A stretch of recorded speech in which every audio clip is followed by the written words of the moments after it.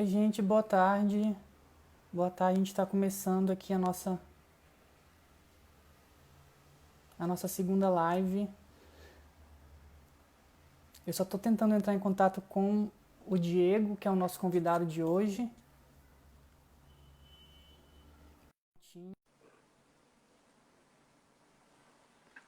Oi, Diego. Pessoal, só para uma testagem de som rápida, se vocês estiverem me ouvindo, eu só queria que alguém escrevesse. Oi, Diego, boa tarde. Tá dando para ouvir? Bem? Eu tô te ouvindo direitinho. Você está me ouvindo? Tô. Ah, legal. Pessoal, então, em primeiro lugar, boa tarde. Queria agradecer a todo mundo que está tirando um tempinho para poder participar da nossa live de hoje, né? É a segunda de uma série de lives que estão sendo organizadas pelo DDE, mais especificamente pelo NUD, que é o nosso núcleo de estudos, né? Então, as lives começaram anteontem com o tema pesquisa, que foi ministrado pelas professoras Ádila e Camila. Foi bem legal, foi bem proveitoso. E hoje a gente tem um tema de referências, dicas e processos em tipografia e lettering. Então, eu e o Diego vamos estar aprofundando um pouquinho mais os conhecimentos de uma maneira bem mais informal, né? Que é o objetivo de todas essas lives, que não seja uma conversa tão pesada, mas que a gente consiga percorrer diversos pontos, né? Esses são os principais que a gente vai estar falando por aqui. E antes da gente dar início, de fato, à live, eu só queria passar o cronograma das outras lives, né? Porque, como eu disse para vocês, essa é a segunda, vão ter algumas outras que vão acontecer. Então, a nossa próxima live vai acontecer no Dia dos Namorados, dia 12 de junho, e o tema é design do dia a dia. Vai ser com a professora Thaís e com a professora Maria Luísa, nesse mesmo horário de 16 horas. Então, todo mundo aí já pode marcar na agenda que essa vai ser a próxima live. E também no dia 15 nós temos o tema criatividade sendo dom ou habilidade, né? Que é os professores Ribamar e a professora Lara. Dia 15, segunda-feira, se eu não me engano, nesse mesmo horário. E além disso, pessoal, eu estou falando muito nesse momento, mas eu juro que daqui a pouquinho eu vou dar espaço para o Diego. Eu também queria perguntar para todo mundo que está participando agora, qual é o interesse que vocês têm em fazer algum tipo de oficina online, né? Porque além das lives, nós estamos organizando outros tipos de formatos de conteúdo. Então, se vocês têm alguma sugestão de conteúdo, eu queria que vocês escrevessem aqui nos comentários que a nossa produção vai estar recolhendo aí os que mais tiverem para ajudar a gente em primeiro lugar, ouvir o que vocês querem de fato, para depois produzir conteúdo voltado para isso, né? Então, se vocês puderem escrever aí nos comentários, também já vai ajudar bastante. E é isso, além desse formato, tem alguns outros eventos que o DDE está organizando e aos poucos a gente vai liberando as informações no próprio perfil do DDE, tá certo? Então, agora já falei demais, eu vou dar um espacinho para o Diego se apresentar, né? Porque eu sei que tem muita gente que é do IFMA que está participando, mas tem muita gente, como é uma live aberta, às vezes muitas pessoas não me conhecem, muitas pessoas não podem conhecer o Diego. Então, eu vou dar um espaço para a gente se apresentar, bem curtinho, né? Primeiro o Diego vai falar, depois eu me apresento e aí a gente vai começar as lives, tá bom? Sim, eu sou Diego, né? Diego Lobato, sou professor do IFMA, do Campus Centro Histórico, e eu tenho me aventurado um pouco no lettering por conta das minhas outras atividades como professor, também trabalhando com disciplinas de desenho, e aí a gente vai discutir um pouco sobre isso, sobre as diferenças entre lettering e a tipografia. Tem algumas diferenças, né? Mais ou menos isso. Sim. Ótimo, perfeito.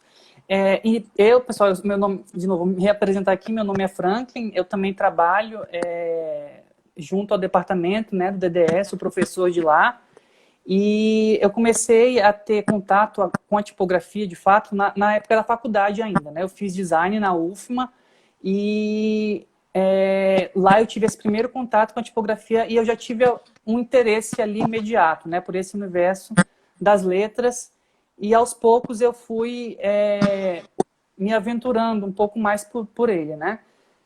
E em 2013 eu tive a oportunidade de participar do programa Ciências Sem Fronteiras, que era um programa federal de apoio à educação, e eu tive a oportunidade de ir para o Canadá para estudar numa faculdade lá, mais especificamente em Vancouver. Pessoal, só um minutinho que tá dando um problema do áudio, não sei se é o meu, do Diego, mas eu também vou tirar aqui dessa capa pra gente já não ter nenhum... Agora, meu? É porque estavam falando nos comentários, aí eu não sei se é o meu ou o teu. Para não gerar essa dúvida, eu vou tirar do meu também. Acho que agora talvez tenha melhorado. Melhorou? Melhorou, agora melhorou. Pessoal, então, retomando. Então, eu tive essa primeira oportunidade, né, de conhecer um pouco mais esse universo da tipografia na faculdade. E em 2013, quando eu participei do Ciência Sem Fronteiras, eu também fiz a disciplina de tipografia e eu pude me aprofundar um pouco mais desse universo, né? E de entender um pouco mais as diferenças também entre tipografia, lettering e essas outras áreas do conhecimento que estão ali bem próximas, né, uma das outras. Então, eu acho... Pessoal, agora o áudio está ok? Alguém pode só falar nos comentários antes da gente dar continuidade para não ter... Agora eu estou ouvindo o Diego... Melhorou? Okay. Melhorou. O meu tá ok também aí? Tá ótimo para mim. Tá ok, né? Então a gente vai dar continuidade. Então, Diego, seguindo o nosso roteiro, eu acho que o primeiro tópico, até mesmo por uma questão de diferenciar os dois, seria a gente falar um pouquinho das diferenças, né, de tipografia e de lettering, e aonde essas duas áreas, onde elas têm os pontos de contato e onde elas divergem, né? Então, eu queria que você começasse falando um pouquinho da sua experiência com lettering e, ao seu ver, né, porque também isso é uma visão, não deixa de ser um pouco pessoal, as diferenças e os pontos de contato dessas duas áreas. Sim. Assim, meu primeiro contato, assim, não foi na graduação, foi no mestrado, porque no mestrado a gente teve uma pesquisadora, uma pessoa que trabalha com lettering há muito tempo, que é a Mariana Chacur, que é super conhecida, né? E aí ela deu uma palestra pra gente, e aí eu acabei me interessando pelo tema, né? Mas, em suma, de um modo geral, a diferença entre o lettering e a tipografia é que o lettering, ele é como se fosse, entre aspas, uma coisa mais personalizada, porque é o desenho da letra, não é necessariamente uma família tipográfica, né? Tem uma coisa específica, porque tem muito a ver com o traço também de quem está fazendo o lettering. É uma coisa mais individual, não é? Claro que o lettering, ele se apoia muito nas estruturas das letras, só que a gente acaba mudando um pouco a letra em si, né? O formato dela. Sim. Na verdade, ela é desenhada, né? E ela não vem pronta, a gente desenha. Baseado, claro, numa família tipográfica ou em alguma coisa que você queira inventar, né? Com certeza, perfeito. E é sempre bom lembrar também que quando a gente fala de tipografia é um termo guarda-chuva, né? Porque ele engloba várias áreas diferentes. Mas Sim. Antes dele se tornar esse termo guarda-chuva, é sempre importante lembrar que a tipografia nasceu como uma técnica de impressão, né? Que era uma área, muita gente não sabe, mas historicamente a tipografia teve o seu início, né? Lá no final da Idade Média, com a Bíblia de Gutenberg, que a gente sempre fala nas aulas, né, de história do design, que foi um documento histórico, porque foi a primeira Bíblia impressa de uma maneira semi-industrial, né, que já não era tão mais manual como os escribas da Idade Média, mas a tipografia nasceu através de uma técnica de impressão e ela foi, assim como o design, né, com a evolução do tempo, a gente percebe que essa técnica ela começa a englobar outras áreas. Então, hoje em dia, ela também é utilizada para técnica de tipografia, porque as prensas tipográficas, elas existem até hoje, né? São Sim. poucas e para trabalhos bem específicos, mas elas ainda existem. E também para esse termo mais relacionado ao design, né? Que tanto está relacionado à criação de fontes tipográficas, também ao uso dessas fontes tipográficas, né? Não é só a criação, mas também como a gente vai usar ela, por exemplo, em uma página editorial, como a tipografia pode ser usada para expressar o que uma marca está querendo dizer, né? Como é que é a identidade tipográfica dessa marca. Então, é um termo que, assim como o design, ele evolui, ele acaba englobando outras pequenas áreas. E você também já falou de um termo interessante que eu também sempre procuro reforçar nas minhas disciplinas de tipografia, porque é muito comum a gente confundir, por exemplo, família com fonte, com caractere, né? Então, aqui, Sim. de maneira bem rápida, eu só vou esclarecer esses termos chaves, né? O primeiro deles, eu acho que a gente pode falar de caractere. E sempre quando a gente fala de caractere ou glifo, né, que também é um outro nome para caractere, a gente está falando da unidade básica de uma fonte. Ou seja, a gente está falando do componente mais unitário que uma fonte vai ter, né? Pode ser tanto uma letra em caixa alta, como pode ser uma letra em caixa baixa, como pode ser um numeral, como pode ser um diacrítico, né? Que é quando a letra tem um acento. Então, sempre quando a gente fala da unidade mais básica, a gente vai estar falando realmente do caractere. E aí, quando a gente está falando da fonte tipográfica, a gente está falando de um conjunto desses caracteres que tem as mesmas características formais, né? Sim. Que elas vão formar uma Família. fonte. Isso. E aí depois, exatamente, depois vem o termo família tipográfica, que é quando a gente tem um conjunto de fontes com algumas mudanças. Por exemplo, a principal talvez seja de peso, né? Que a gente tem o peso a gente tem o peso bold, a gente tem o peso mais regular, a gente tem o peso mais light, que é aquele mais fino, né? Então, essas são algumas diferenças também que a gente já pode apresentar aqui nessa live para a gente conseguir diferenciar também, né? Porque é importante a gente também saber esses termos mais técnicos mesmo. Sim, sim. E tem uma outra questão também que às vezes as pessoas fazem um pouco de confusão, porque no caso ainda teria um terceiro eixo que seria a caligrafia, né? Exato. E a caligrafia é considerada como a bela escrita, né? Que antigamente se falava muito disso. Mas a caligrafia em si, ela difere um pouco do lettering porque você tem instrumentos caligráficos específicos para fazer tipos de letras específicas, né? Sim. E você muitas vezes tem algumas regras pré-definidas, né? Tem algumas coisas pré-definidas. Mas claro que você pode pegar essas regras e também trazer para tipografia, para o lettering. E outra coisa que a gente pouco percebe também, né? Tem até um perfil aqui no Instagram da FAUSP, professora Lena Farias, que ela estuda a questão das letras, a questão da memória gráfica na cidade, ou seja, essas letras que estão dentro da cidade, por exemplo, nos monumentos, nas placas, e tem algumas inscrições, alguns letterings específicos que são feitos, principalmente na cidade de São Paulo, você vê bastante.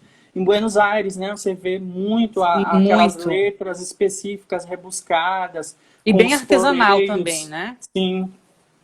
E eu acho também que essa questão do interesse das pessoas pelo lettering nos dias de hoje está muito ligada a essa questão do fazer, né? As pessoas acham muito interessante essa coisa de você fazer e de ter sempre esse confronto entre o digital e o manual, né? Porque todo o processo, na verdade, ele acaba iniciando muito no manual e a gente vai trabalhando com as camadas, né? Antes a gente trabalhava com os papéis, hoje a gente pode trabalhar com Photoshop ou com outras tecnologias, como o próprio Procreate, e aí você vai tendo essas várias camadas para poder ir fazendo o seu trabalho, porque isso de alguma forma facilita, né? Sim, com certeza. E foi interessante você puxar essa parte da caligrafia, porque, na verdade, se a gente fazer uma contextualização histórica, ela é a mais antiga, na verdade, né? Sim. Porque a caligrafia era o que os escribas faziam antes da tipografia ali começar com a Bíblia de Gutenberg.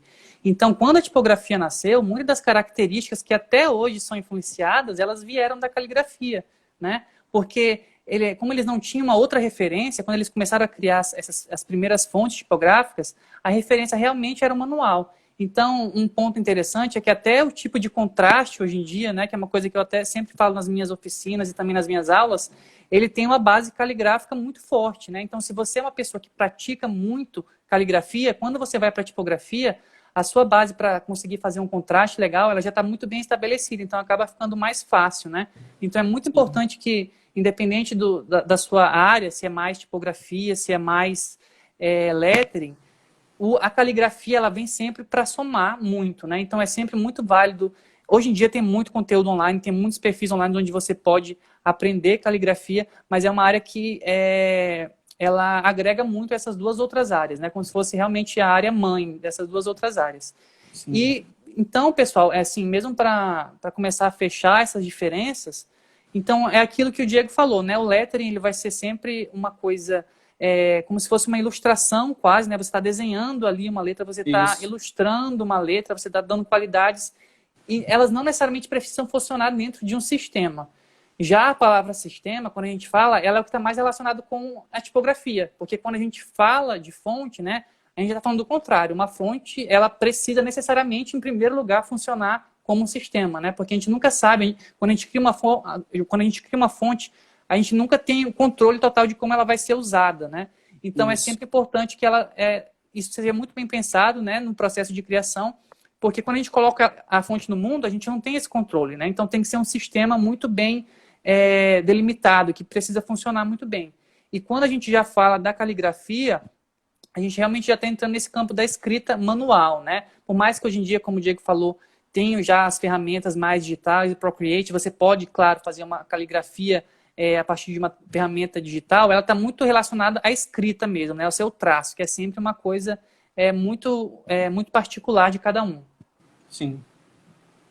E aí, tem mais algum tema, Diego, que você queria fechar, ou a gente pode já só para... Porque tu tocou num ponto específico que eu acho que é importante, que às vezes as pessoas quando trabalham com o fazer, com todas essas questões, elas acabam esbarrando muito nessa questão de fazer esporadicamente, né? Você tem que ter todo um ritmo, porque quanto mais tempo você coloca naquilo, mais habilidades, mais tempo você vai acabando, você pega um pouco de experiência com relação a isso, né? Ou seja, ver o trabalho de outras pessoas e praticar. Se não puder todo dia, mas pelo menos um dia sim, um dia não, ter um sketchbook, um caderno específico para você fazer esse trabalho, é muito importante. E estudar mesmo, tentar entender esses processos. No final, a gente até vai dar algumas dicas de leitura, porque eu acho que isso é fundamental.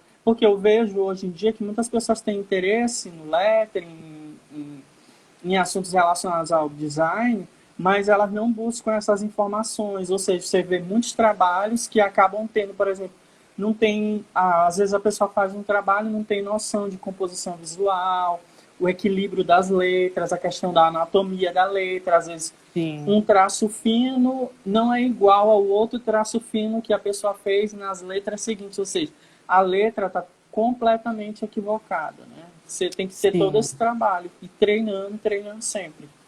E às vezes é interessante porque a pessoa, quando a gente não tem esse conhecimento muito técnico, a gente nem sabe que tem... a gente não sabe dizer o que está errado, mas a gente sabe que tem alguma coisa errada, né? E à medida que a gente vai estudando mais e tendo mais contato com essa área, realmente fica mais claro, porque o nosso vocabulário vai ficando maior, tanto visual, né, como o nosso repertório de referências, né? Então, tudo isso é muito importante para que a gente consiga, como o Diego mesmo disse, a gente realmente se especializar, né? É uma área que demanda muito tempo de você.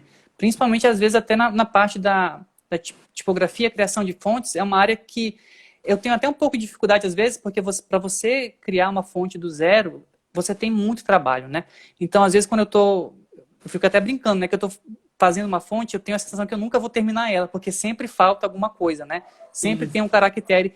Tem muita gente que acha que é só fazer os caracteres em caixa alta, caixa baixa, os numerais. Só que não, além disso, tem os sinais de pontuação, tem os sinais diacríticos, tem os sinais monetários. E se você tem um interesse mínimo, né, de comercializar uma fonte, você vai precisar de todo esse conjunto de caracteres para realmente poder comercializar de uma maneira mais profissional, né?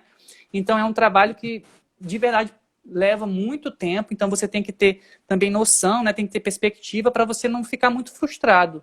Tanto é que, às vezes, eu até procuro sair um pouco da tipografia e eu vou praticar mais o lettering, porque com o lettering eu sinto que é aquele sentimento que a gente precisa, né, de, terminei isso aqui, tá legal, agora eu posso ir para o outro. No lettering é mais fácil, né, porque como ela é quase um desenho, uma ilustração, você não precisa demorar, não sei, muito tempo fazendo, né? E isso é uma das questões que difere um pouco, porque para você fazer o lettering, claro, demanda um certo tempo, mas não é como a tipografia, que você leva meses e meses e meses. É um processo bem mais demorado, né? Isso, exatamente. E eu já estou no processo de finalização de uma fonte agora, e eu fui ver de quando era o primeiro arquivo, né? De quando eu comecei a criar. E é de exatamente 9 meses atrás, né? Então, assim, é basicamente um filho mesmo que você cria durante esses 9 meses para poder depois lançar de uma maneira mais profissional mesmo e mostrar o seu trabalho, que eu acho que é muito importante também. Isso. Perfeito. Pessoal, então, seguindo o nosso roteiro aqui, eu já queria que se alguém tiver algum tipo de pergunta sobre as diferenças entre tipografia, lettering, caligrafia, vocês podem mandar aqui nos comentários que a gente também vai tentar olhar alguma delas e trazer aqui para a live, tá bom? Então, sintam-se livres realmente para participar. E agora a gente vai falar um pouco do processo, né? Que a gente sabe que Sim.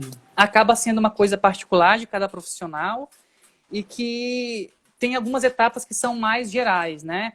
Mas a gente quer, aqui o objetivo é ver o que tanto na tipografia quanto no lettering, quais são os pontos em contato desse processo, né? Por exemplo, eu já acompanho o trabalho do Diego há um tempo e eu vejo que você está usando muito o Procreate, né, Diego, para fazer as ilustrações. Essa ferramenta digital ela também entra nessa parte de lettering para você? Como é que funciona? Ou você começa rascunhando à mão? Como é que é o processo? Geralmente, hoje eu estava até fazendo alguma coisa assim que eu acabo não... Porque tem trabalhos que você faz só para você ficar com você, né? Você não compartilha. Sim. Mas geralmente eu vou fazendo primeiro, vou trabalhando as camadas. Algumas vezes eu faço no sketchbook, aí eu fotografo, porque lá Sim. tem a opção de você, em cima da fotografia, ir fazendo as camadas. E aí, em cima desse desenho que eu fiz à mão livre no sketchbook ou então no próprio Procreate, porque ele tem essa possibilidade, né? Tem uns pincéis Sim. que imitam o lápis HB, a caneta, a ponta fina. Tem até os pincéis para caligrafia, aqueles pincéis de Sim. ponta quadrada mesmo, bem específicos. Você consegue fazer todo tipo de acabamento. Mas o processo é bem similar, é bem parecido.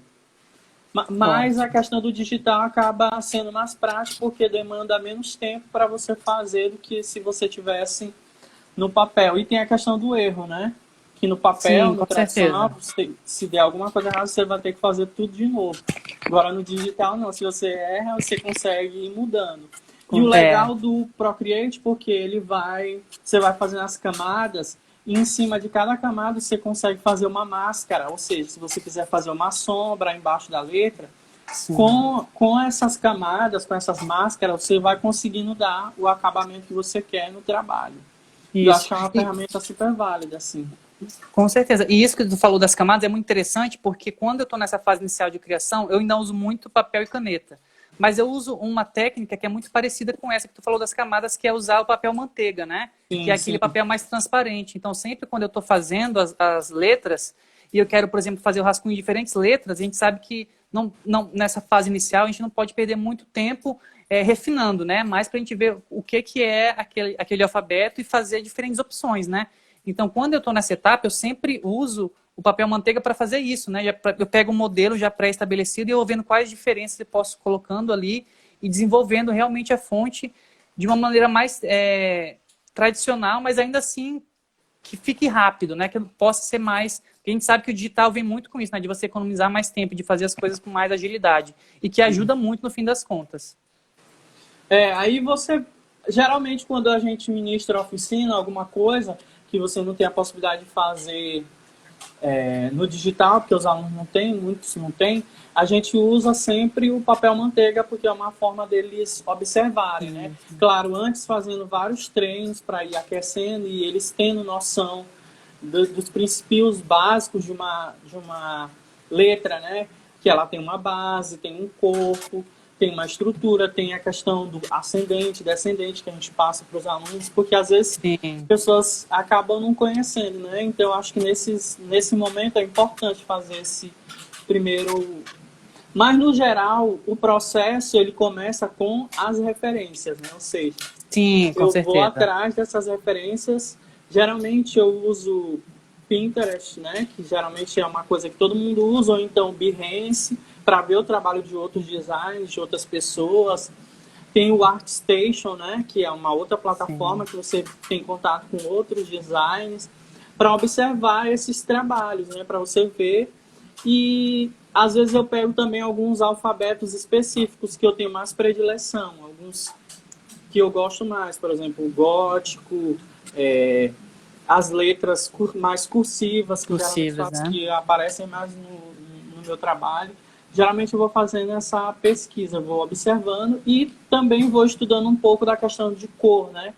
teoria das Sim. cores, para quem quer trabalhar com lettering, é muito importante, porque você, às vezes, tem um trabalho bacana, mas a questão das cores que você utiliza, elas acabam não conversando muito. Sim. E aí o digital também ajuda nessa parte, principalmente porque você pode fazer vários testes de cores diferentes, né? Então, uma coisa que há um tempo atrás ia levar muito tempo, hoje em dia é muito rápido. Você pode fazer vários testes e ver aquilo que vai funcionando melhor mesmo. Isso. Exatamente. E eu acho que isso que o Diego falou é interessante porque funciona muito para essa parte de tipografia, né?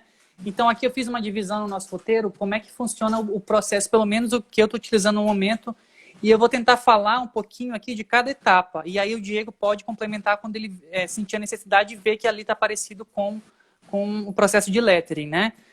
No meu caso, o meu processo também começa na pesquisa, eu utilizo muito Behance, muito Pinterest também, eu sempre faço, agora o Instagram também tem essa opção de você dividir, né, por temas. Então, Sim. eu tenho um board no Behance que são só sobre fontes, né, e também entra essa parte de lettering, e é ali que eu vou começar a estudar cada uma das fontes, vou vendo aquilo que eu estou em mente, e o mais importante nesse momento é você reunir trabalhos que mais se assemelham daquilo que você quer fazer. Porque quando você começa de fato a criar uma fonte, você já vai ter algumas bases, né? Você tem a quem referenciar.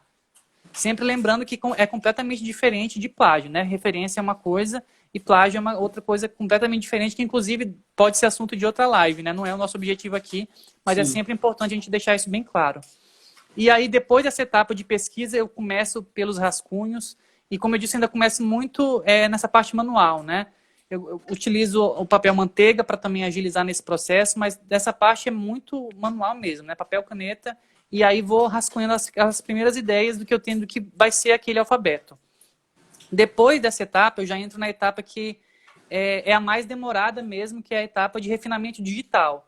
Aqui eu já começo a trabalhar no Illustrator, né? Tem alguns outros programas, por exemplo, o Glyphs, né, que ele é mais próprio para essa parte de tipografia, mas como eu já trabalho há muito tempo com o Illustrator, eu sinto que eu já até testei o Glyphs, mas eu sinto que eu faço as coisas muito mais rápido no Illustrator, né? Ele já tem algumas ferramentas que eu conheço, então quando eu vou fazer essa etapa no Illustrator, eu já faço de uma maneira muito mais rápida, né? Sim. Mas mesmo assim, mesmo sendo mais rápida, é sem dúvida nenhuma a etapa que mais demora. Porque às vezes você tem um rascunho e quando você começa a parte digital, você começa a refinar e até mesmo ter outras ideias do que aquela fonte pode ser, né? Então você começa a fazer muitas alterações, às vezes de peso, às vezes mesmo formais, você quer saber como que aquela letra pode ser alterada, às vezes com serifa, sem serifa. Então todos esses testes eu vou fazer nessa etapa. E também nessa etapa eu começo a fazer muitas impressões, né? Porque eu acho que sem dúvida nenhuma, é muito importante ver como é que aquela fonte está funcionando, né? Porque às vezes a gente fica muito focado em fazer as letras funcionarem individualmente. Mas como a gente já falou aqui na live, é sempre um sistema, né? Então, se aquelas letras estão funcionando individualmente, mas elas não estão funcionando em conjunto, o seu alfabeto já vai ter um problema, né? Então, para a gente conseguir identificar isso antes e conseguir resolver esse problema, ajuda muito fazer as impressões. Inclusive, eu estou com algumas impressões aqui atrás, nesse quadro que eu sempre faço, né, de uma fonte que eu também já estou trabalhando. Eu também já compartilhei no Instagram como é que funciona essa parte. As palavras, já tem algumas palavras próprias, né, para você testar essa fonte e ver como é que ela está funcionando. E quando eu termino essa etapa, eu já vou realmente para a parte de espaçamento, que é muito importante, né? A gente fala muito de como é importante que as letras funcionem bem, mas é importante lembrar que cada letra tem uma forma diferente, né? Que isso que, inclusive, possibilita a linguagem, né? Porque elas são sinais diferentes que simulam sons de fala e a partir a gente vai ter as palavras e, enfim, a comunicação de maneira mais ampla. Mas, além disso, além das letras terem formas bem diferentes, é sempre importante lembrar que a gente tem o espaço entre as letras, né? E como a gente tem essas formas diferentes, os espaços entre as letras, elas também sempre vão ser diferentes. Então, essa parte do espaçamento, ela é realmente muito, muito importante. E alguns autores de tipografia, eles falam que é tão importante quanto o desenho das letras, né? E eu super concordo, porque quando você começa a fazer o espaçamento, você vai ver que muitos problemas que você não tinha identificado ainda na parte de desenho, eles começam a surgir. E aí você vai, de novo, fazendo essas alterações. E aqui já é um pouquinho mais difícil também, porque é aquilo que a gente chama de espaço negativo, né? é aquele espaço que a gente não vê de primeira, mas ele está ali. E ele precisa funcionar tão bem como o espaço positivo, né? Ele tem que ter um equilíbrio mesmo entre essas duas formas. Eu acho importante. Eu acho importante isso porque, às vezes, as pessoas, quando elas vão criar alguma coisa, elas não conseguem entender isso. Porque quando se você coloca alguma dessas letras de uma forma equivocada, isso pode comprometer um pouco a compreensão de quem está vendo a letra, né? Ou seja, não vai passar a mensagem que você quer passar, porque de alguma forma o que a gente quer passar é uma mensagem. E acaba ficando comprometida. Assim, Com certeza. você percebe uma letra que vai um pouco mais para a direita e outra que fica mais para a esquerda. Às vezes você tem um ornamento que acaba pegando em cima de uma pontinha de um A. E isso pode ficar incompreensível. Às vezes você quer passar uma mensagem com aquilo, mas por conta de não perceber esses detalhes, essas nuances, né, você acaba comprometendo todo um trabalho que poderia ser interessante, mas que acaba passando, né? Por conta dessa questão da rapidez. Com certeza. Como você falou, é a base ali de uma comunicação, né? Se você tem um problema de kernel, se você tem um problema de espaçamento, ele vai ser muito facilmente identificado se você não viu isso na fonte, né? E às vezes, dependendo, a fonte pode ser pode ser de graça, né? Às vezes tem muitos sites que têm fonte de graça, mas ela também pode ser comercializada. Então, se você está comprando uma fonte, você já espera que toda essa parte de espaçamento de kernel esteja resolvido, né? Então, se você está construindo uma fonte de maneira realmente profissional, a gente tem que ter esse cuidado extra, né? Porque isso vai ser cobrado lá na frente quando ela for utilizada de fato. Sim. Por isso que a gente vê alguns equívocos, né? Até mesmo no lettering, que a gente vê quando tu fala dessa questão da composição, não só das letras em si, mas também tem a questão da composição, por exemplo, dos floreios. Eu percebo que, de alguma forma, algumas pessoas específicas, elas acabam adotando um estilo, e isso fica acaba ficando muito massificado. Por exemplo, se coloca floreios demais onde não deveria existir, porque isso acaba comprometendo um pouco a composição visual do trabalho, né? Ou seja, pode ficar pesado, né? Porque às vezes as pessoas estão muito mais interessadas nos acessórios do que na letra propriamente dita. Isso acaba, de alguma forma, prejudicando, né? Você tem um trabalho que às vezes é até interessante, mas você acaba carregando ele demais com essas informações, que acaba influenciando. Depende também de onde a pessoa tira essas referências, né? Porque às vezes você vai buscar referência em algumas pessoas que às vezes não têm experiência para te passar aquilo. Principalmente com essa questão da internet hoje, né? Eu vi outro dia o Jackson Alves comentando que algumas pessoas falam muito sobre o lettering e tal, fazem curso de lettering, porque tem muita coisa na internet já. Às vezes até cursos mais caros, com pessoas que não têm experiência naquilo, que não vivenciam, entendeu? Que não tem uma formação específica para aquilo. Isso acaba, de alguma forma, comprometendo esse trabalho, porque a gente sabe que isso é uma coisa muito difícil, né? Todo esse processo é muito difícil. E aí, com o tempo, é que a gente vai amadurecendo para poder ir passando adiante. Sim. E o Jackson Alves, como o Diego falou, para quem não sabe, ele é um artista que trabalha muito voltado para essa parte de lettering, né? E ele tem trabalhos de muita importância, né? Tanto nacional quanto os internacionais. E aí já pode começar a falar, Diego, aquilo que a gente combinar das nossas referências, né? Quais são as nossas principais referências dentro desse campo. E aí eu acho que você pode já começar falando do Jackson Alves e já linkar com alguns outros profissionais de lettering, tipografia que você conhece que funcionam como uma referência para você. Sim. A nível de Brasil, eu acho que é o Jackson Alves, porque eu gosto bastante do trabalho dele, da questão de como ele mostra os processos, porque eu acho interessante também, e eu acho que a gente acaba entendendo o processo das outras pessoas observando esse trabalho. Tem o Tipocali, que tem um perfil aqui, que eles são até amigos e tal, que eu gosto bastante. Tem uma mulher que eu sigo e acompanho em São Paulo, que ela na verdade, no Brasil, ela é referência quando se fala de caligrafia, que é a Andrea Blanco.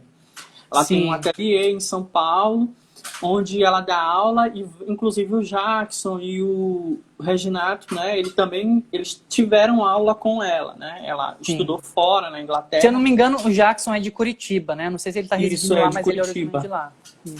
Mas, para mim, hoje em dia, no lettering, a nível internacional, até mundo mesmo, a grande referência nos últimos anos é a Martina Flor, que é uma argentina, mas que mora fora, e que inclusive tem um livro que eu vou até indicar no final, porque em português, para mim, é uma das melhores obras que a gente tem, porque ela mostra todo esse processo que a gente já discutiu aqui. Ela fala da questão do olhar tipográfico que você tem que ter, que você tem que desenvolver, ou seja, não é só você chegar e fazer, mas você tem que ter toda uma vivência, observar os outros trabalhos, essa questão de quando você vai nos lugares, observar também como é que funciona as cidades, também ajuda bastante. Então, a minha dica seria esses três, né? A Martina Flor, o Jackson Alves, o Tipocali, Andrea Blanco, né? Que é a mais caligrafia, mas que é uma pessoa super importante dentro desse cenário, das letras, de um modo geral. E tem um design que já é falecido, mas que ele é um design texto, William Morris. Porque eu gosto muito da forma como ele traz os arabescos, né? Ele é muito conhecido por conta desse trabalho que ele desenvolveu, né? Com a questão do design têxtil, questão das superfícies, e a questão de como ele traz isso no trabalho dele, né? Que é um trabalho histórico que está aí. Com certeza. Eu tive a oportunidade de fazer uma oficina com a Martina Flor, se eu não me engano, em 2017, em São Paulo, quando ela esteve aqui. E além dela ser tipo uma excelente profissional, como o Diego estava falando aqui, ela ensina muito bem. Né? Ela já tem um jeito, ela já tem muitas técnicas que quando ela vai passar isso, já é uma maneira muito natural quando você vai na hora de aprender, né? Então ela é uma profissional que eu acho que independente se o teu foco é lettering, se é tipografia, vale muito a pena conhecer o trabalho dela e realmente ir atrás, porque é incrível mesmo. E ela também tem uma palestra no TED. Ela tem um TED, né? Que ela fala sobre, enfim, a área dela, tipografia. E é bem legal, é bem introdutório, mas ao mesmo tempo tem muita coisa que ela fala que faz sentido para quem trabalha com essa área, né? Então eu também deixo aqui como dica para vocês irem atrás depois desse TED da Martina Flor, que é bem interessante, é bem legal. E aí eu também vou trazer aqui 3 referências desse universo da tipografia. A primeira referência que eu tenho é de um estúdio do Rio de Janeiro chamado Plau, né? Plau Design. Eles trabalham tanto com a criação de fontes, a criação de tipografias, como com a criação de projetos de identidade visual, né? Construção de marca. Então, o que eu gosto no trabalho deles, que eu acho que é realmente incrível, é que além deles terem essa parte da tipografia muito bem executada, eles sempre conseguem trazer a tipografia com muito protagonismo nos projetos de identidade, né? Então, nos últimos anos, vários projetos deles têm sido premiados. Eles fizeram a fonte da Globo, né? A Globo Fonte, que é um dos cases mais conhecidos deles recentemente, né? Que trouxe muito mais visibilidade para o estúdio.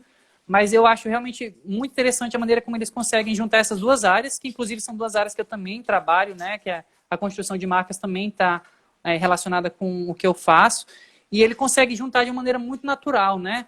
Então, quando você vai ver um trabalho da Plau, sempre o logotipo ele é muito bem construído, ele é muito bem executado. E isso não acontece em todos os trabalhos, mas às vezes eles criam um alfabeto completo que vai ser utilizado para aquele logotipo, né? Para aquela identidade visual. Então, isso também é uma área que eu me interesso muito, né? Em como, às vezes, a tipografia ela é colocada de lado, mas se você conseguir fazer de uma maneira interessante, ela pode ser um dos principais elementos visuais da sua marca, né? Então, eu acho que a Plau, sem dúvida nenhuma, é uma das maiores referências hoje em dia a nível de Brasil e internacional mesmo. Em segundo lugar, eu também queria trazer o trabalho de um estúdio que, na verdade, é da França. O nome é Violaine and Jeremy. Depois eu posso passar, até pelo perfil do DDE, os nomes e as arrobas, né, para caso vocês tenham interesse em seguir. Sim. Mas, da mesma maneira que a Plau trabalha muito bem com identidade e criação de marcas, esse estúdio, eles trabalham mais voltado para a área de editorial. E aqui eles fazem a mesma coisa, né? Quando eles fazem um projeto de uma revista, eles geralmente trabalham, junto com o projeto, uma fonte própria para essa revista, né? Então, e as fontes são sempre muito, muito bem trabalhadas, né? Eles trabalham muito, muito focados com fontes display, que são fontes mais decorativas, né? São aquelas fontes que a gente não utiliza muito para texto e que eu me identifico porque eu também trabalho com fontes mais nesse formato, né? Então, eles têm um trabalho que é incrível, vale a pena dar uma olhada depois. E, da mesma forma, o trabalho editorial deles, para quem gosta de design editorial, também vale a pena dar uma olhada, porque é muito, muito legal. E aí, pessoal, a minha terceira referência que eu trouxe hoje é a Sudtipos. A Sudtipos é uma Foundry, né? A Foundry são esses espaços comerciais onde as fontes são comercializadas. Ela é liderada pelo Alejandro Pau, ele é argentino, né? E ele trabalhava muito no começo da carreira com fontes cursivas e script, né? E ele tem uma certa autoridade nesse assunto. Ele tem vários prêmios na área, né? Da Tipos Latinos, prêmios internacionais também. Ele é uma autoridade nesse assunto. E nos últimos anos ele também está expandindo, né, esse universo. Ele não está mais trabalhando só com as fontes script, embora se vocês entrarem no site dele, dar uma procurada, vocês ainda vão achar essas fontes, né? Mas hoje em dia ele trabalha também muito com fontes display. Então é muito legal dar uma olhada no trabalho dele, que eu acho que tem muito a agregar. A gente falou ali no começo, né, de como é importante ter essas referências, então eu trouxe aqui algumas que eu acho. Alguém, eu acho que é Magic, né? Magic Sim. Drown Tô vendo. perguntou as referências locais, se tem alguma. Tem algumas pessoas que trabalham que eu conheço que trabalham com lettering na cidade, mas eu destacaria um trabalho que eu acho interessante, que inclusive tem vários trabalhos dele na cidade, ele faz muita intervenção em muros também. É o João Almeida, que é o Pé de Feijão, se eu não me engano, o perfil dele no Instagram. Ele tem um trabalho super interessante, ele tem um ateliê também no centro da cidade. Ele fez UFMA também, eu lembro dele, a gente fez até umas disciplinas juntos. E ele tem um trabalho com lettering bem interessante. Ele tem postado pouca coisa, mas ele tem um trabalho bem interessante. O João Pé de Feijão, o João Almeida. A Adila também falou aqui do Valdeilson, que tem um trabalho incrível, né? Não só nessa parte de lettering, mas ilustrações. O Valdeilson tem um trabalho realmente sensacional. E sempre quando ele vai fazer a parte textual que acompanha as ilustrações, é sempre muito bem trabalhado. Então, ele também é uma super referência, vale a pena conhecer o trabalho dele. Sim. E é daqui de São Luís também. Isso. Pessoal, então agora a gente finalizou um pouco essa parte das referências e a gente queria entrar agora, falar um pouquinho dos livros, né? Nas nossas referências bibliográficas. Então, Diego, você quer começar? Como é que você quer fazer? Eu vou indicar 2 livros. Ótimo. O primeiro é o livro da Martina Flor. Para mim, se vocês quiserem adquirirem livro, assim, não precisa ter todos ou vários, mas um essencial que eu acho que tem que ter é esse aqui, que é o Segredo de Ouro do Lettering, né? Tem ele, a versão dele digital, não sei se vai dá para ver. Dá para olhar. O Segredo de Ouro do Lettering, que é da Martina Flor, que é da GG. E ele é um livro onde ela vai falar, inclusive ela faz essa diferenciação entre tipografia, lettering, caligrafia. Ela mostra o processo e o livro, ele é todo feito manual, tem os trabalhos dela, o passo a passo, antes de chegar no digital. Ou seja, até a escrita do livro, a organização, a questão da identidade visual do livro, é feita em cima das letras da Martina, né? E tem outro livro que eu comprei tem um tempinho. Eu não tenho coragem de usar ele, porque ele tem uns exercícios, mas eu acho ele super interessante também para quem está começando, que é Caligrafia para Relaxar. Ele tem umas coisas bem interessantes, uns exercícios e tal. Eu acho que vale a pena. Mas se vocês quiserem comprar só esse da Martina Flor, ele é completo. Porque às vezes você tem alguns livros de lettering que eles são só lettering e as folhas inteiras são só os trabalhos das pessoas, né? Só de referência, né? Só de referência. Às vezes é um livro mais visual do que um livro que vai te ensinar alguma coisa.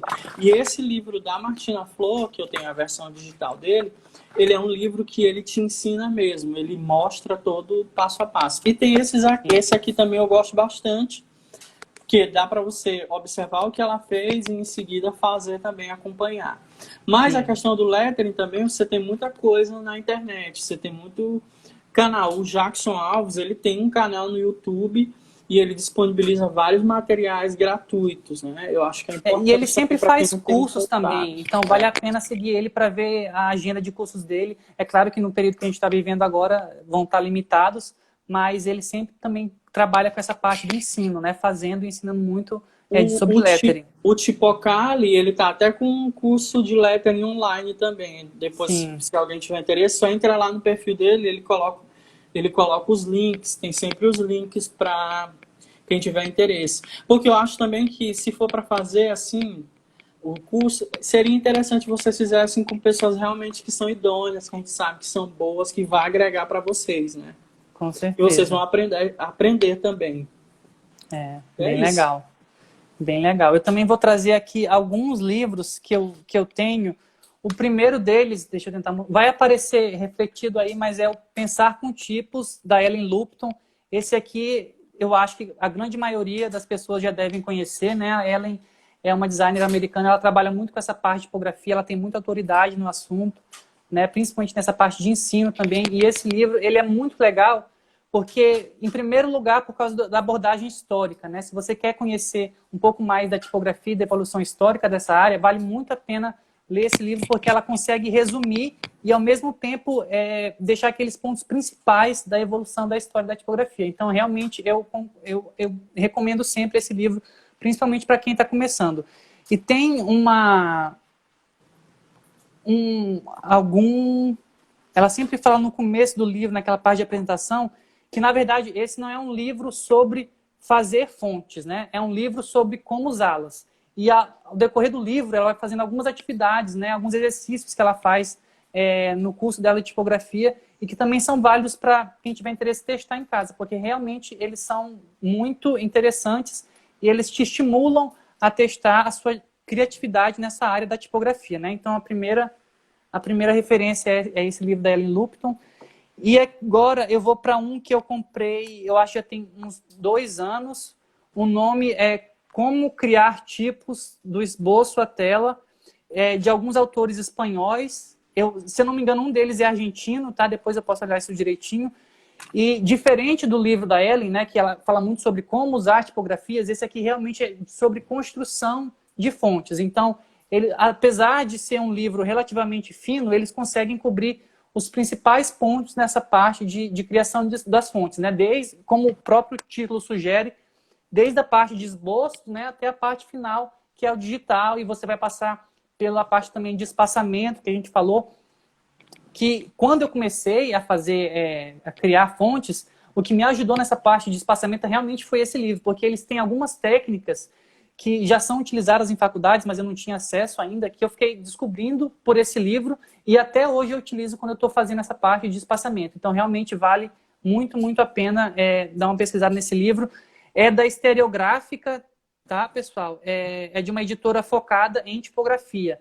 Eles têm vários outros livros, então vale a pena tanto dar uma olhada no site da editora e no perfil também deles no Instagram, que eles estão sempre criando conteúdo também. Vale a pena. O terceiro livro, eu acho que ele é o que mais tem a ver com a nossa live. O nome dele é Lettering Type, né? E eu comprei ele exatamente porque, como eu sempre gostei dessas duas áreas, eu sentia uma falta de ter um livro que falasse delas com um pouco mais de convergência, né? E esse livro faz exatamente isso. Ele tem um capítulo onde ele vai falar só sobre lettering, né? Sobre as técnicas de lettering, também vai apresentar referências do universo do lettering, e depois ele tem um capítulo voltado só para a tipografia, né? Então é muito interessante que ele traz esses dois lados desse universo. E eles também se aprofundam na parte de construção. Então tem muita coisa, quem já fez algum curso meu, ou até mesmo os meus alunos podem falar, tem a parte de ajustes óticos, né, que também é uma parte que muita gente às vezes não conhece, mas que é extremamente importante para a tipografia. E no final desse livro, ele tem essa seção aqui, eu até deixei marcado, que ele vai falar só sobre esses ajustes óticos, né? Então é muito interessante, eu tenho ele aqui realmente, aquele livro de cabeceira, porque ele me ajuda muito quando eu estou nessa etapa de criação. É bem interessante mesmo. Tem um outro aqui que eu tinha que estava aqui em cima, porque eu tô com o celular em cima dos livros. Eu tô fazendo a mesma coisa. Que eu acho interessante, eu ganhei esse livro, Como Ler Estampados, curso intensivo de desenho texto, que ele é um livro que ele vai ter vários, essa questão de ornamentos arabescos, ele vai trazer vários trabalhos de vários designs textos, né, que dá para você pegar algumas referências. Sim. Por exemplo, se você quiser trabalhar com uma coisa mais voltada para com os arabescos, aí ele vai fazendo classificação do tipo dos arabescos. Aí ele coloca como orientais, domésticos. Aí ele vai falar de floreios, elementos, motivos. É bem interessante esse livro aqui. Como ler Legal. estampado. Essa aqui é uma versão em espanhol, mas tem ele já em português. Em português, já né? tem ele em português. E ele é bem pequeno, assim, portátil, dá para você levar, assim, facilmente para os lugares. Legal, bem bacana. Diego, eu também trouxe, mas não podia também deixar de trazer um ecotipo, né? Acho que todo mundo também conhece aqui, que é do Bug. É um livro muito, muito sensacional, tanto em termos de conteúdo, né, quanto de apresentação. E também fica até uma dica para quem está mais nessa área de educação, voltado para tipografia. Ele tem uma seção que é só sobre como ele desenvolveu um método para ensinar tipografia, né? Então, quando eu ofertei essa disciplina, um período atrás, eu utilizei ele meio como guia, né? Porque tem muito exercício também que você pode usar como base e fazer com os alunos. Então, vale muito a pena. E a parte dele também teórica é sensacional. O Bug realmente fez um trabalho de ir atrás de tudo do universo da tipografia e ele condensa algumas sessões e outras ele se aprofunda, né? Então também isso, na hora de criação, como referência, é um livro que eu também sempre tenho ele aqui do meu lado, porque realmente ele é muito, muito, muito bom. E aí, é legal porque ele teve aqui, todo... mas o Diego já falou, que é o da Martina, que eu também tenho aqui, só que é a versão física. Mas como você já falou dele, exatamente é tudo que eu ia falar. É muito bom para essa parte de tipografia, de você ver as principais referências. E também é interessante que, por mais que o foco dele seja lettering, tem muito conteúdo que pode ser tranquilamente usado para tipografia. Então, é um investimento realmente que vale a pena se você quer se aprofundar nessa área. E é isso. Pessoal, eu acho que a gente já pode... A gente tem alguns minutos ainda, mais especificamente 7 minutos para finalizar a live.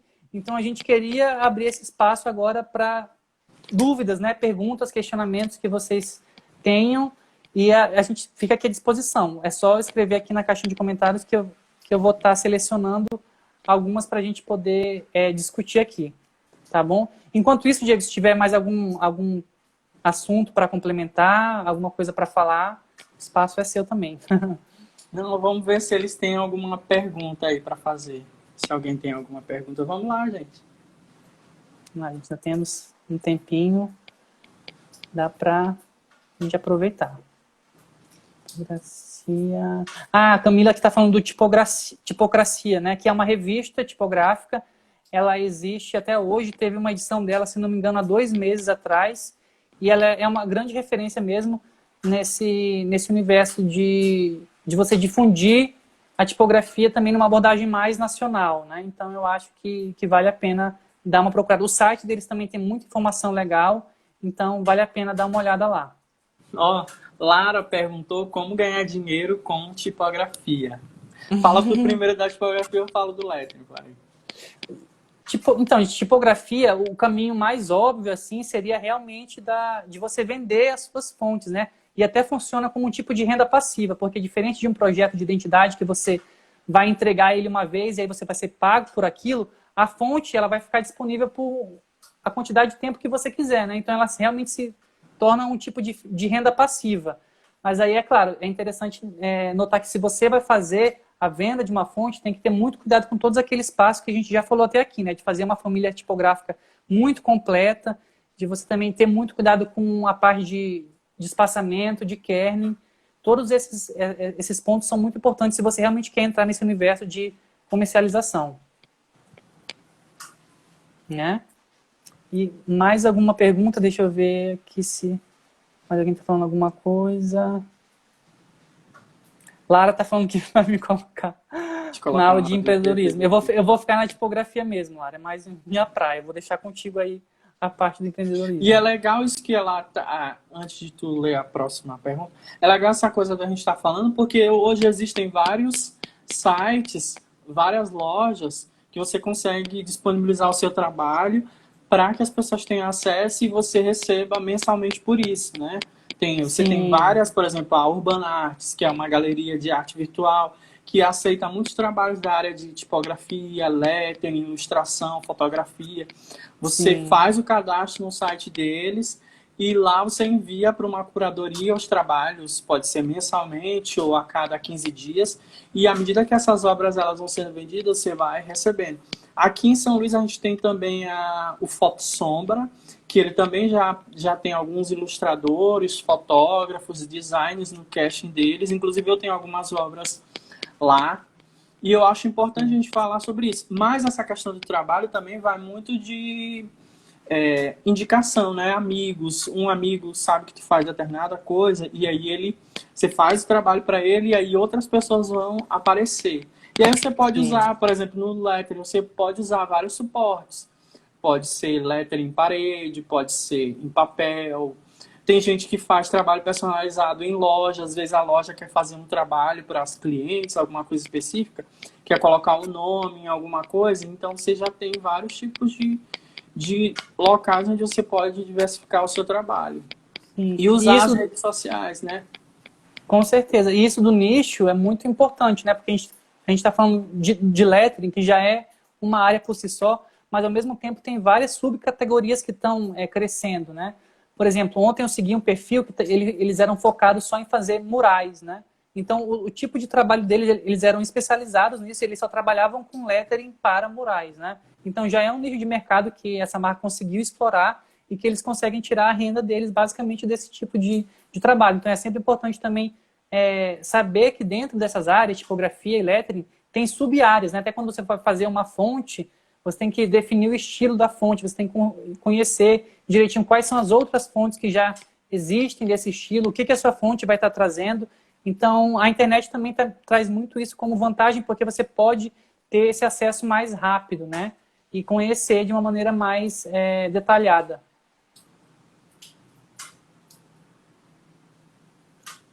Agora... Então, a gente tem uma pergunta da Alana. Ela está falando que algumas fontes têm características muito semelhantes. Como identificar o plágio e qual a linha entre a inspiração e o plágio? Então, Ana, realmente essa é uma pergunta excelente, muito atual, né? A gente sabe que tem muitos problemas não só voltado para o universo das fontes, mas várias outras áreas que a gente tem esse problema do plágio e da inspiração. Eu acho que, de maneira bem clara, inspiração é aquilo que você tem de diferentes fontes, né? Quando você está fazendo alguma fonte ou algum trabalho de lettering que às vezes tem uma alteração de cor ou é uma alteração muito pequena numa serifa, né, que você pode identificar muito facilmente, já se configura como plágio.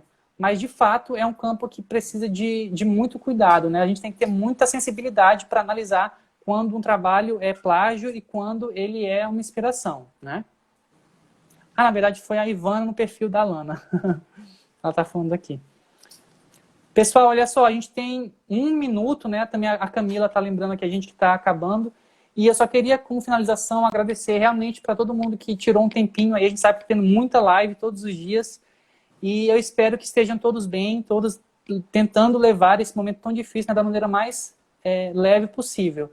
Então, de verdade, obrigado para todo mundo que pôde participar. E eu vou deixar agora a palavra com o Diego também para ele expressar qualquer tipo de agradecimento aí. Em primeiro lugar, obrigado, né, pelo convite do pessoal do DDE, do Monte Castelo. Fico muito feliz de estar aqui compartilhando com vocês essa experiência. É a minha primeira live, eu estava um pouco nervoso, até falei para eu também. Porque eu fiquei pensando bastante, né, porque na verdade, não faço live aqui no Instagram. Mas eu acho que esse é um canal muito importante da gente se comunicar com as pessoas, principalmente nesse momento agora. E passou tão rápido, né?